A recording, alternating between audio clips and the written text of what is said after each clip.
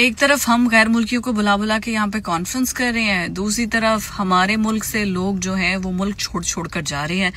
तो bureau of immigration ने जो रिपोर्ट जारी की है उसके मुताबिक 3 माह में 2025 में मार्च तक तकरीबन 1,72,144 पाकिस्तानी जो हैं जिनको नौकरी मिली है और वो पाकिस्तान से चले गए हैं,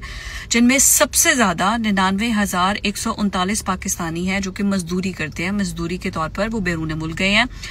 1,869 मिस्त्री हैं, 38,274 ड्राइवर्स हैं, 1,679 जो कुकर्स हैं, बावर्ची में जो काम करते हैं वो गए हैं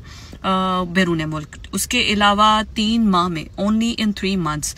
849 डॉक्टर्स बैरून मुल्क चले गए हैं, 1,469 इंजीनियर्स, 390 नर्सेस, तकरीबन कोई 3,500 टेक्नीशियंस और 1,000 के करीब वेल्डर्स वो भी बैरून मुल्क चले गए हैं।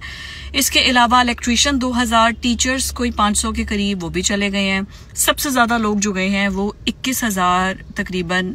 22,000 सऊदी अरब गए हैं, तकरीबन कोई 7,000 के करीब अफराद